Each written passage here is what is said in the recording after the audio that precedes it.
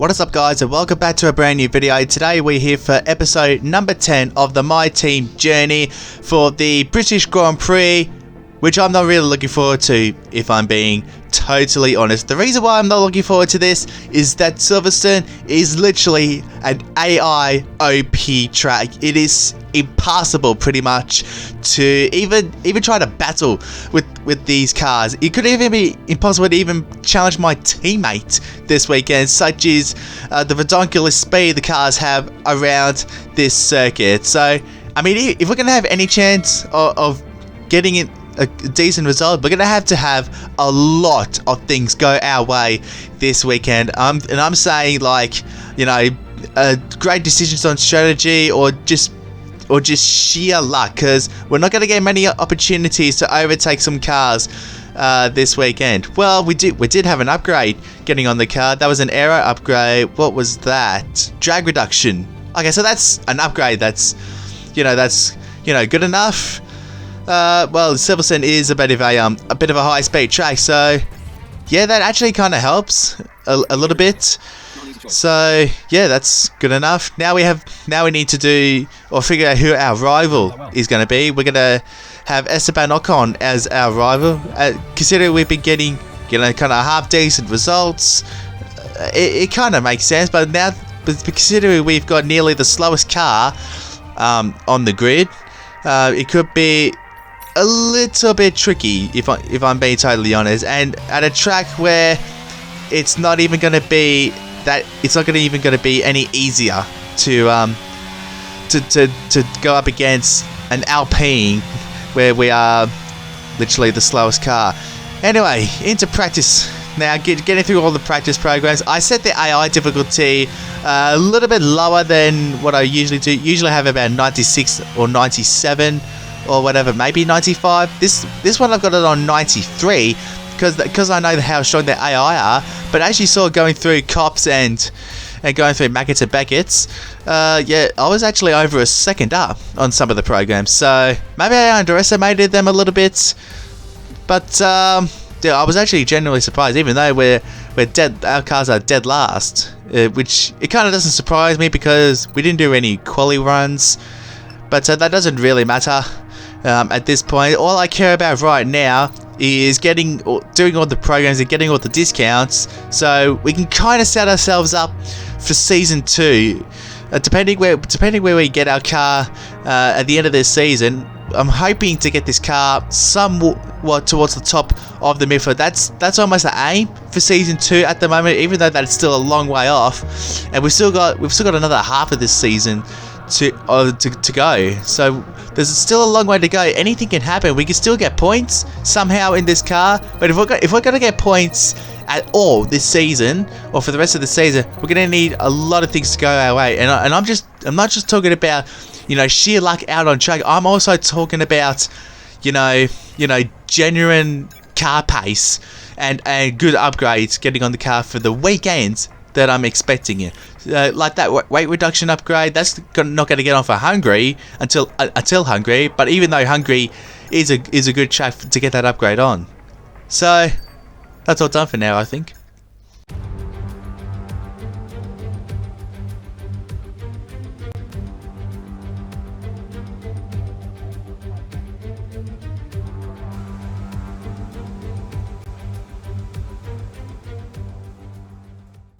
Okay then, so it looks like we've got a wet qualifying session up on our hands, and yep, the track is damp and we're on the green stripes intermediate tyres going through turn 1. Little bit of understeer maybe, or maybe I underestimated on how the car is handling. It is going to be very slippery though. Even though we're hitting the apexes alright, I am a little bit concerned of how the car is going to handle.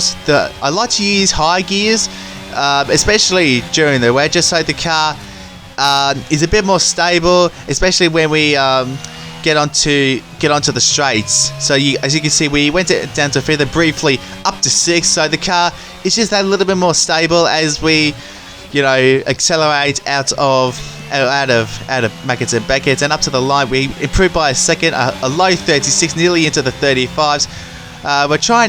We did a cool down lap, tried to go again, but as you can see, from our previous flying lap, the track is literally bone dry right now, and I've got a feeling the DRS might be enabled very, very soon. In fact, it's enabled right now. So we're going to come into the pits at the end of this lap, and we are going to lower the fuel load, or maybe not. I did want to try and go out and do a lap and then come straight back in for another set.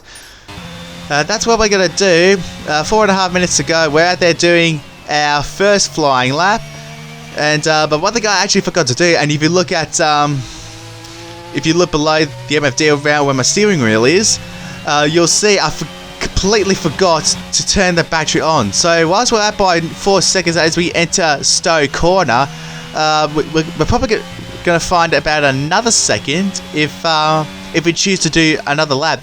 But even though the tyres are probably good enough for one lap, we'll be able to see what happens. So we go P1 in qualifying. However, Hamilton and Magnussen are out on soft compound tyres, and I'd imagine the rest of the field would be doing that as well. So we chuck it into a hot lap, the ERS, and the run through the SS was absolutely phenomenal.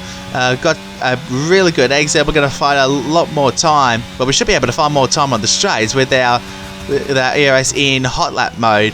Through Stowe Corner, 6th gear, another high gear corner. I really just want to look after the tyre temps a little bit as well, but also just so the rear is also stable as we exit the corners. Round the Vale chicane, up to the line. It's a near on a second improvement, 29.4. We're going to try and push on for one more lap. As you can see, we're down on the first sector through Copse Corner. The tyres have probably seen their best by now, so I don't think we're going to gain enough. Through Mackens and Beckers, we're going to literally have to explore track limits as much as possible. Through Stowe Corner, yeah, we were barely down on our time, but yeah, just the understeer going through Stowe meant that that was our quality session done. Now we're just going to have to wait until everybody completes their laps to see if we're in Q2. But, you know, at the same time, it's almost like that last person across the line, to do another lap kind of thing. So here we go. Vettel crosses the line. He goes ahead of us. As you can see, everyone's completed their laps. Alonso, Russell goes to the top. We're down to 12th already. 13th. Go Tiffy is ahead of us. Oscar Piastri is ahead of us. And we are knocked out. And the two Ferraris are still to come. Sainz goes to the top. And so does Leclerc. And we are dead last.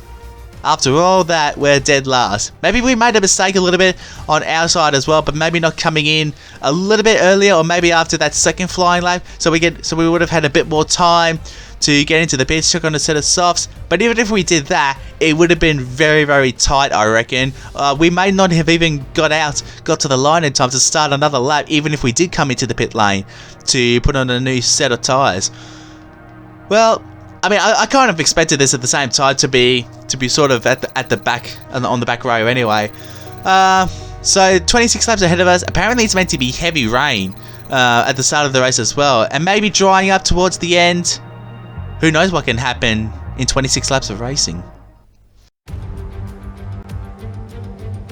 Great Britain then, one of only 2 countries to have held a Grand Prix in every year of the Formula One World Championship. And that record extends further for today's Grand Prix. Silverstone Circuit then is 3.6 miles long, has a total of 18 corners, and of course is no stranger to the rain. There won't be any DRS available in these conditions, but the Wellington and Hangar Straights are still good opportunities to tuck into the slipstream and make a pass. Well, it's not going to be plain sailing for our drivers today, although with the sky falling as it is, perhaps sailing isn't too far from the truth.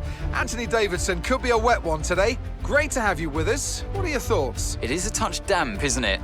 Well, as a driver, there are 3 big things to worry about when racing in these kind of conditions: standing water, tyre temperature and visibility. Judging distance to the cars around you is really tricky when you're driving through the vast amounts of spray that these wet weather Pirelli tyres kick up. You do have a point there, Ant, about tyre pressures. Exactly. Well, let's see if we can keep those in check and maybe try and get rid of some of the spray. Apparently it is meant to sort of line up and get drier towards the end of the race, so could we have some dry running in this race? We're about to find out, as it is pissing down for the British Grand Prix. It is lights out and away we go. What is that on the MFD? We've got a problem in our rear wing already as we get off the line. Well, I mean, it's not like we're using DRS anyway, but well, let's see what happens through turn 1. And we go around the outside of our teammates and a couple of others as well. And we abuse track limits a little bit, but the understeer in the car, maybe our tyres are still a little bit cold, maybe, as we try to go around the outside at turn number 4 and onto the Wellington Straight for the first of 26 times in this race, side by side with Lance Stroll on the straight as we head up towards Brooklands, I think this is. We are focused on shot, but we're not focused on the corner. We've overshot, and well, that good start. We're into 16th at one point, and that good start has dropped us back down to nearly plumb last once again. As we exit Brooklands and we go onto the old front straight and up towards Cops Corner for the first time. Is everyone well behaved? Well, I think so. Mick Schumacher, he is sideways going through Mackett's and Beckett's. Can we get a good run? Yeah, look at him. He's sideways still. How is he still sideways? Maybe his tyres aren't coming up to temperature. Go Tiffy tries to have a look at us into Stowe Corner as we go through the Vale Chicane for the first time. We've nearly rear-ended Mick as we take avoiding action, and we surprisingly grab him at the exit of the Vale Chicane, and we up into P20, so we've gained 2 spots on the opening lap. Could have been 4 or 5 if we didn't make that mistake at Brooklands. Through Cops, still a little bit conservative at this point. Haven't really done really any weather racing very much since the game has since come out, but well, we'll see what happens in this race. There's still a long way to go at this point. Just trying to stay with this group of cars. It's not going to be easy, I can tell you that much. Okay, start actively conserving fuel, please, or we won't be finishing today. You need to be lifting off the throttle as you approach a corner. Let the drag slow you down a bit before you start active braking. I don't think what he gets is that, well, we did underfuel the car, but knowing that it is raining, we're going to be, well, kind of lifting and coasting a fair bit in this race, especially through some of the high-speed corners. They're really, probably the best spots to just brake and just coast, or yeah, or dab your foot on the brake and coast through some of the corners. We didn't really coast through Cops that much, but I knew that we were going to recover a lot of fuel anyway, so that's why I underfueled the car. I think by about a lap. I think it was around about a lap that we underfueled the car.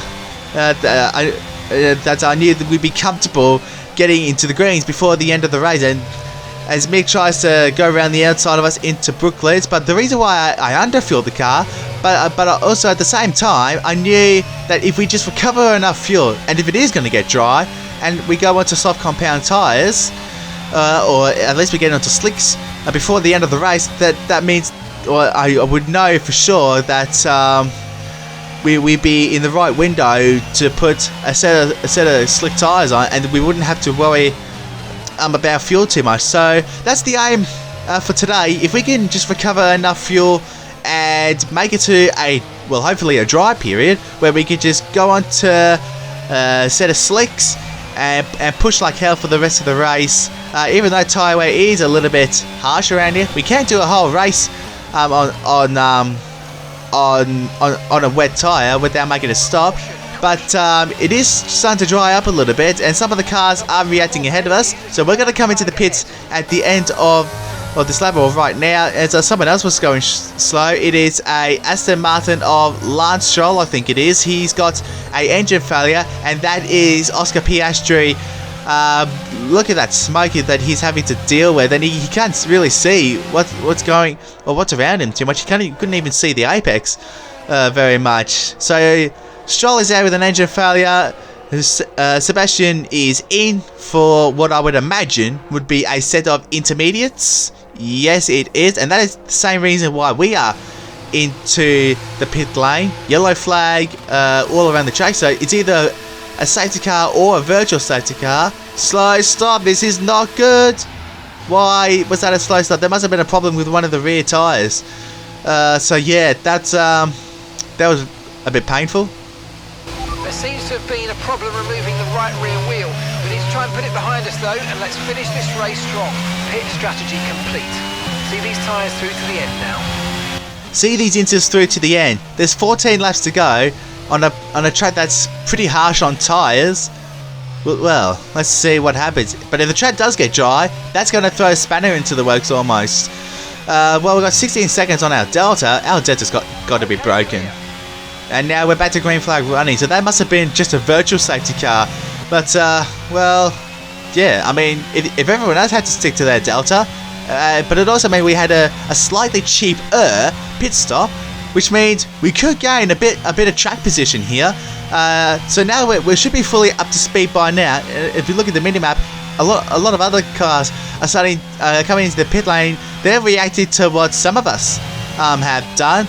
And can we gain any positions as we go through turns 1 and 2? There is a Williams of Alex Albon just coming out of the pits on inters. We've gone pretty deep into turn 3, and we don't quite get the Williams, so that is a little bit unfortunate. But there are a few cars who are yet to pit for a set of intermediates. They're going an extra couple of laps because, well, they may not reckon that the inters are the tyres really want to use. And my teammate was actually one of them. He actually came in right now, and we jumped some of the other cars, including my teammate. And certainly eased off for the time being, but we've still got a lot of standing water out there. We're happy for you to stay out on the inters for now. Okay, so Mark just gave us an update on the track conditions. Yeah, it was definitely intermediate. So I'm actually surprised that some of the cars reacted quite late. To be honest, maybe they thought that the inters was still the right tyre, or the wets were still the right tyre. They didn't want to change, but no, inters are definitely the right tyre to be on. Mick Schumacher trying to go around the outside of Oscar. Is he? No, but he switches to the inside. What a move from Mick. He definitely caught Oscar napping there at Stowe, and he takes good advantage of that. That was a bit of also a brave move in these kind of conditions. You don't often see that, especially in real life. So yeah, that's almost the move of the year, if you think about it. Lap 19, the track isn't really drying too much, so we probably could stay on these tyres for the rest of this race. However, some other cars around us are on fresh by a lap or so intermediate tyres, so it's going to be pretty hard to keep some of the cars behind you. We went very wide at the exit of turn 2 and on the run to turn number 3. I think turn 3 is Village Corner. I think it is. There are a lot of corners that I actually don't even know the name of. But yeah, well, we've gone wide. That's actually happened a fair bit. That's actually the same lap. So I guess that's almost a replay of that. So yeah, you just saw how wide I was going. Now Sonoda is going to go side by side with us into Magneton Beckers. That is not a place, especially in wet weather, where you want to go side by side. But well, we've gone a little bit wide here at the exit of Beckers, and we're going to just hold the inside line, try and defend from Sonoda. But Joe Guan Yu gets the best one out of the both of us. He's going to try and go around the outside of Sonoda. Does he get the move done? I think he has. He's ahead on the leaderboard, and I think he got the move done. But gee, what a move! Here's the onboard, or from the near chase, far chase view from Joe. He goes around the outside. Sonoda's a little bit boxed in, or yeah, he just got held up a little bit at the apex of Stowe. Yeah, that's a good move. He locks up, and I think he nearly rear-ended us. Did Joe there? We'll have to get another replay of obviously. Well, let's have a look at TV cams. But yeah, Sonoda, he was right up our gearbox, but yeah, he didn't really get the best run. So Joe made really good use of that, and well, he nearly thought about a double overtake. Sonoda rear-ending Joe there. I don't know if Joe rear-ended us, and the answer to that question is no.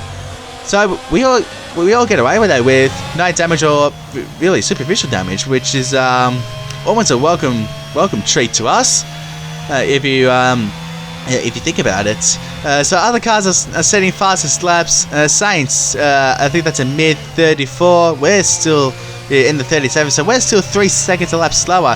Horrible run through Maggotts and Beckett's. Joey gets a good run. He should have a bit more grip than us, but us using our ERS, we haven't really used our ERS for much of the race, and now with 5 laps to go, we're probably going to use a bit more of that if we're going to stay ahead. But look at the understeer in the car. We tried to squeeze Joe a little bit. He's going to go around the outside. We're going to try a switchback move, but we don't realise that Sonoda's there. We've hit him, and Joe gets 16th.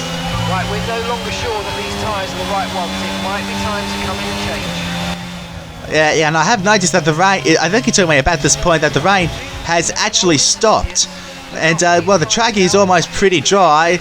I've got a feeling that DRS isn't quite enabled yet, so we're going to take a bit of a gamble here. We're going to come into the pits, and hopefully, if the track is dry enough, we can go onto the soft compound tyres, and we are going to push for the last 4 laps. Maybe, just maybe, catch up to the back of these guys. Oh, but probably going to have to hope. Probably would have loved a virtual safety car, but the track was so dry at that point. Nice 2.4 second stop. But at that point, if DRS does get enabled, the track is going to be bone dry, and that means that the Inters are going to overheat because there's no puddles or damp parts on the racetrack at all. So, and well, there you go. DRS is now enabled. I really want to see if anyone else is going to react to this. I hope that, well, some of the cars react, but I'm also hoping that this strategy or this call also pays off. So here we go, first flying lap on the intermediate type. We went purple to the last sector, so it definitely looks like slicks are the way to go. The car just feels so nice, especially through some of the high speed corners. We're really hitting the apexes. Didn't really use too much battery through this first flying lap. I wanted to save a little bit for a second push lap, but purple to the first 2 sectors. The car just feels like a treat going through this lap, and up to the light. It is a purple lap, 31.1. Thank you very much.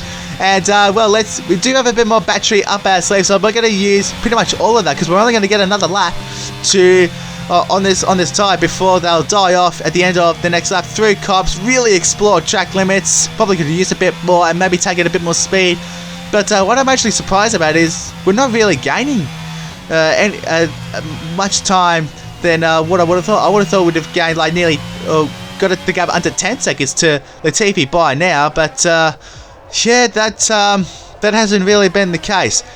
But what has been the case for Charles Leclerc is he bounces back for Ferrari and he wins the British Grand Prix here at Silverstone this afternoon. George Russell comes home in 2nd place, and Carlos Sainz rounding out the podium. There is your top 3 going slowly through the first couple of corners at the end of the race. Hamilton in 4th. Now we're looking at a last lap battle between Sebastian Vettel and Pierre Gasly. Gasly with DRS had to look up the inside at Copse Corner. How are these tyres not overheating on these cars since they're going that fast? I'll never know. But anyway, onto our lap. Now we've still got half of our battery yet left to utilise, but we're trying to push on this last lap to see if we can get anything else. But well, cheeky corner cut at that corner, but yeah, the run wasn't great. But yeah, how did we not end up with a corner cutting warning there, honestly? But yeah, we pushed as hard as we could, but you know, we gained like nothing really to the rest of the field. So this call hasn't really paid off, but you know, we're not really going to be scoring points anyway. But it's 21st, almost where I would have expected to finish anyway. Why are we all of a sudden on board with Hamilton? All of a sudden, I don't get that. Hopefully that's just a glitch and we never have to deal with it again. That's a fantastic performance from Ferrari. It hardly looked in doubt. So, Anthony, what made the difference out there today? I really feel the track layout combined with the track temperatures we saw today suited their car. These cars come alive when the tyres are just at the right temperature, and the driver did a great job managing that as well. They just look so comfortable out there. It's like anything, it always looks so easy when it all just clicks. Ferrari are at it again. An excellent performance at today's Grand Prix, and they're certainly a team that know what they're doing out there. Well, Ferrari getting back on top once again. We kind of knew that would be the case, and yet there's still no sign of a response from Red Bull. This is probably one of their worst seasons that I can literally remember. Even though the game has had has had a patch updates where Red Bull should be more competitive, but there's no evidence of that. Well, from what we can see anyway. But yeah, we took a gamble today. It didn't pay off, but we tried something different at least. Disqualified? What? Why are we disqualified?